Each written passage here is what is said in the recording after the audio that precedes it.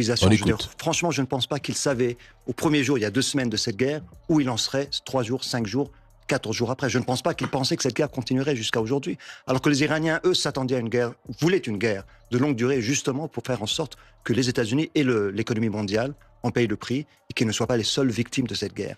Et vraiment, donc, là, on est dans un monde totalement unique, une situation unique. Et il va falloir mettre la pression à la fois sur le président Trump et sur les dirigeants iraniens pour que ça s'arrête avant que le coup ne soit beaucoup plus grave. Ça fait 2 semaines qu'il dit que l'Iran veut capituler. Il y a une guerre qui se déroule sur le terrain, il y a une guerre qui se déroule dans sa tête, et cette guerre n'est pas pareille. Et dans son esprit, il ne comprend pas, et ça fait longtemps que ses conseillers le disent publiquement, il ne comprend pas pourquoi l'Iran ne capitule pas devant une telle force armée. On voit maintenant peut-être des forces terrestres, donc...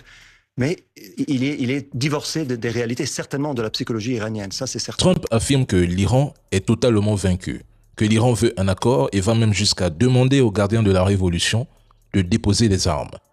Pourtant, il y a peu, 2 à 3 jours, il assurait exactement l'inverse. Il ne voulait aucun accord, aucune négociation, et faisait même la promesse d'en finir avec ce gouvernement, ainsi qu'avec les gardiens de la révolution.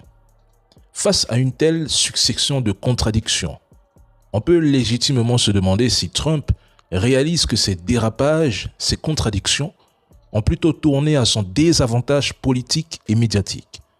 Au même moment, le porte-parole du ministère iranien de la Défense tient un discours totalement opposé. Selon lui, l'Iran ne cherche aucun accord avec les États-Unis et affirme, au contraire, que l'armée va intensifier les opérations en utilisant des armements améliorés et plus sophistiqués.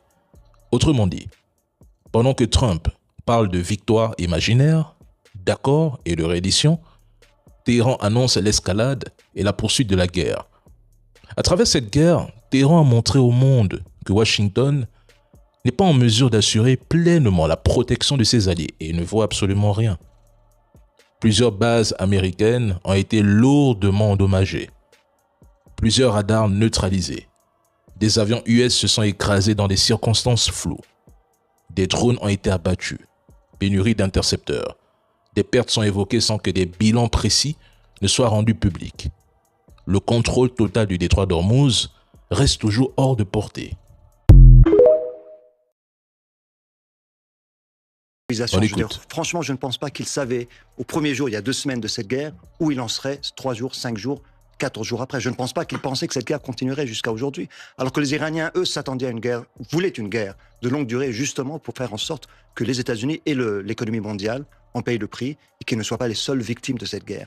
Et vraiment, donc, là, on est dans un monde totalement unique, une situation unique. Et il va falloir mettre la pression à la fois sur le président